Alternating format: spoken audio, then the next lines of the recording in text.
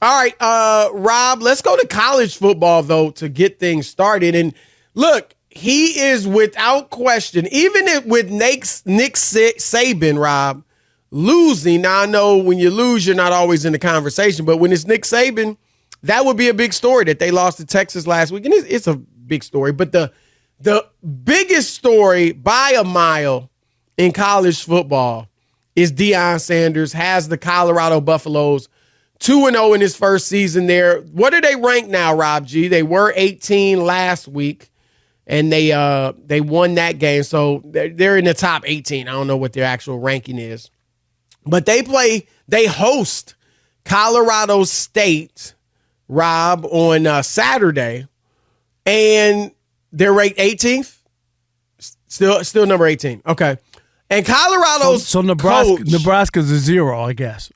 You know what I mean? Yeah, they weren't ranked. No, I know. Nebraska wasn't ranked. But I'm saying they're a 0. Like, they didn't move. Yeah, they didn't move up or down. And they beat them pretty handily. No, I know. That's what I'm saying. Like, they're like, oh, you beat Nebraska. You couldn't even get a spot. You can't go. 17? You can't get up to 2 spots. What? Right. Wow. But Colorado State's coach, Rob, has started talking mess, and Jay Norvell, and he's sick of all the hype surrounding Deion Sanders and the Colorado Buffaloes. Of course, it's an interstate rivalry, but here's Jay Norvell speaking about it.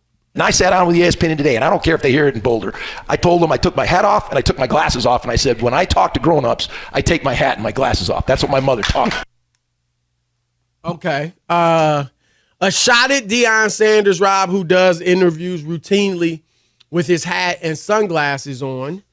And Deion responded today, Rob, and here's what he said talking to his team about it. I'm minding my own business, watching some film, trying to get ready, trying to get out here and be the best coach I could be. And I look up and I read some bull junk that Dan said about us. Once again, why would you want to talk about us when we don't talk about nobody? All we do is go out here, work our butts off, and do our job on Saturday. But when they give us ammunition, it was just going to be a good game.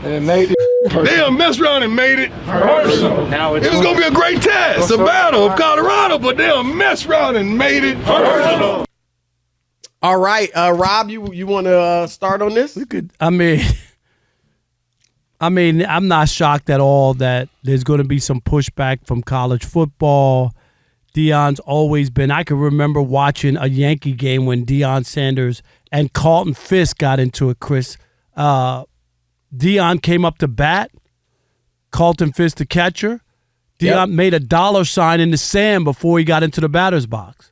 Carlton Fisk didn't like it. You know what I mean? And he rubbed it out or something? Yeah, and then Deion and them, they got into it at home plate. He didn't say he made a dollar sign. You know what I mean? Hall of Fame catcher Carlton Fisk. You know what I mean? And that was a big... Yeah, so this doesn't... Deion does things his own way, and he's out there, and some people aren't going to like it. He's gotten a ton of attention already after 2 games, and deservedly so. I mean, it's a fresh, hot story. That's what people do. I mean, this is what until further notice, until they lose 5 in a row and you go to find something else to do. But as long as they're winning and they're doing what they are going to be a story. He's a big-time player. He's a Hall of Famer in football. He was a baseball player. Not too many people can say, you were that kind of athlete. And he was a guy that they wouldn't throw to his side of his field when he played in the NFL. I mean...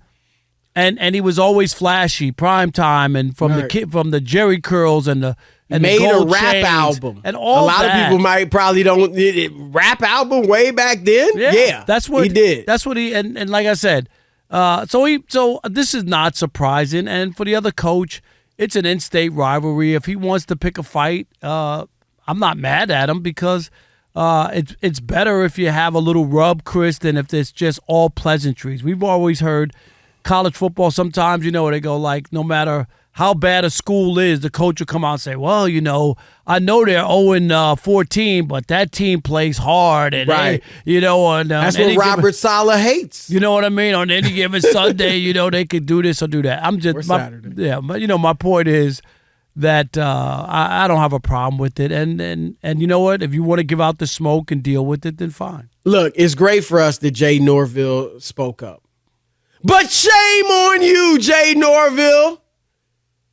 You criticizing him for wearing a hat and glasses, sunglasses when he talks to the media?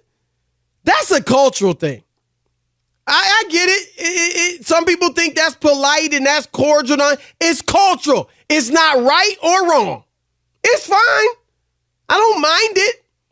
But somebody that does it, if they wear sunglasses inside watching a basketball game, it's not wrong. It's not what we normally do culturally, but it's not wrong. Rob, it's like if all the sports writers used to wear suits and ties to cover a game, and you went and started covering them in sneakers and jeans. You're not wrong. It's only a cultural thing. And so to make a big deal out of that is just wrong. But you that's think all you're better? That's all he had. You think you're better than Deion Sanders because you take off your hat and you wear sunglasses and don't wear sunglasses? I'm not saying he's better than you because he does, but you're not better than him either. It's neutral. And what he should have done, Rob, that is all he had. That's all he had. There's nothing else. What he should have done is played it on the low. Your team is about to get stomped, Jay Norvell. You're 20-point underdogs. You don't have the talent that Deion has. Your team's not as good. Now, maybe you'll prove me wrong. We'll see. But you should have been like, keep a low profile and tell your team behind closed doors, yeah, this is our opportunity, guys. We're tiny Colorado State. Nobody's paying any attention to us. We're winless this year. They probably are looking ahead to Oregon, the ranked team, and USC. They got a big date with USC coming. Let them take us for granted. That's what he should have done. Let's go in here and shock the world. You guys want attention? You guys want your just due? You guys want people to pay attention to you and say you're good football players? Let's go shock the world. Instead, you put Deion and his crew on notice. And now they're going to punish you. That's what he's wrong. He made a mistake. And Rob, I think the pushback, because he's not the only one. There have been several coaches push back on Deion. Rob, and some of it is what Jay Norvell was saying. He, like you said, he's unconventional. Is there a racial element? I don't know, maybe a little, but I think maybe even more. It's a cultural one. He's coming in different, Rob.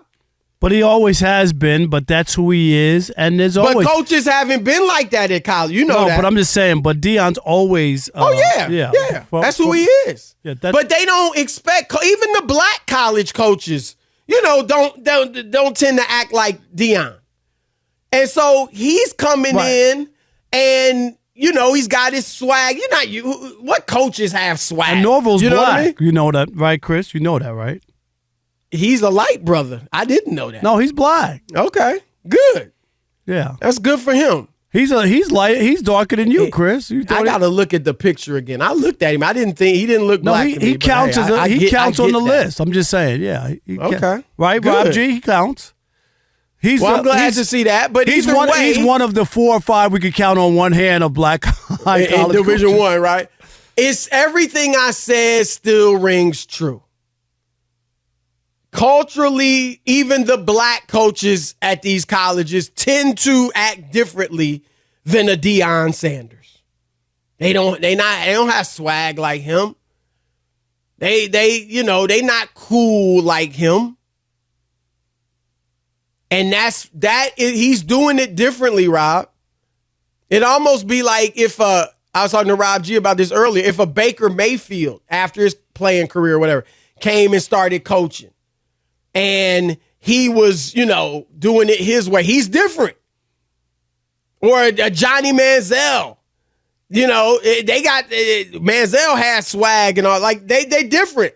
And there would be pushback. And Rob, there was pushback on Manziel. Right, but I'm even saying like if he were a coach especially. But you're right, there was pushback even against him as a player.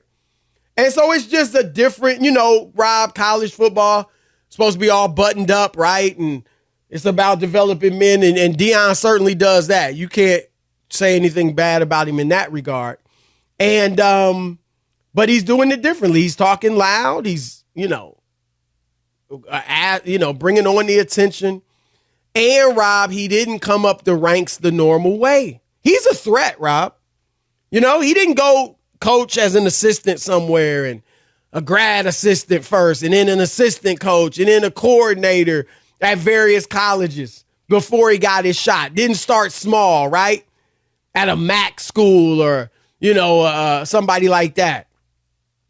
He was a great NFL player and coached at the lower levels with youth, went the HBCU route, and now he's here. And now he's a threat, Rob. And I don't know that anybody else could do what he's doing, but maybe. What if a lot of ex-athletes start going this route? It's a threat to the establishment. What do you think of the brouhaha between Deion Sanders and Jay Norvell? What are your thoughts? All right, Ramon, I should say, in Indianapolis. You're on the Odd Couple, Fox Sports Radio. What's up?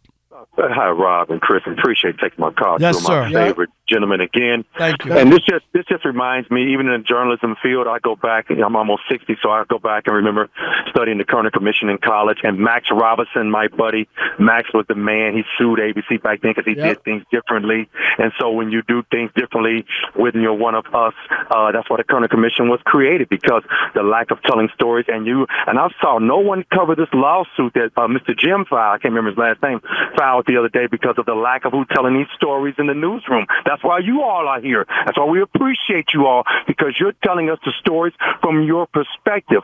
Sometimes people don't understand everything doesn't have to come from your perspective, and that's what the Colorado coach doesn't understand. There are different perspectives, and that is the beauty of having different thoughts and mindsets, and some people just need to get with the program. Thanks, Mark. That's a great call. And Rob, as you brought up, Jay Norvell is black, and that's cool. Because like I said, it's more cultural, but that just shows, too, black people aren't a monolith either. We say it all the time. I know people think that everybody's the same, but that's why this show's called The Odd Couple. All right? If Chris and I were in lockstep on every topic or whatever, we wouldn't be on. I'm telling you, we wouldn't be on. Right. But we both live the black culture, but have different thoughts on how things are done and the lives we want to live. It's just that simple. David in Miami, you're on The Odd Couple, Fox Sports Radio. What's up, David? I got a little bit of a different take. Sure. Do you really think that Deion needed more blackboard paper up there to get the team up? The 23.5-point favorites. Okay? Are you taking that? Are you taking it? Are you giving the 23.5? Or are you taking it? So who you taking? That's the question. I'm taking Colorado. I'm going to take Colorado. I'm going to give the points because I just can't. Now, let me ask you this. So are you saying Deion should not have really brought it up to his players? Absolutely, is that what you're saying? Because you know who's getting the blackboard now? It's the team he's playing. Look at this. He said he's going to beat the hell out of us. Deion needed to do that with his team. Here's where I would disagree with you. The Colorado State already had blackboard material. Not from Deion and his team, but everybody else. All he had to do, like he said, we're sick of it. Now ESPN wants to talk to us? Not because of us, but because we're playing Deion. Like, he already had plenty. You're right. I mean, Deion gives them more, but they had plenty of blackboard material. Like, they're the big underdog. They're the team, going against Goliath. And so they had plenty. They got a little more now. The only thing that scares me is the in-state rivalry. You know what I mean? Like, I don't think that they'll cover it, 23.5, but the in-state rivalry. That's the only I don't know much. I'm not going to act like I know much about Colorado State's program. No, but I'm just saying it's still an in-state rivalry sometimes. Let's squeeze one more. What you got, Rob G? If you're that worried about it, you shouldn't be, because Colorado, even though they've sucked, have won 8 of the last 10 in the series. Have dominated the Oh, that was their one win last year? 67, 22-2. So, okay. So that was their one win? Yes. So why is it only 23.5? That sounds like that's easy money. Well, that's a lot, though. Nah. I mean, I guess college. Not in college football. But still, that's still a good amount.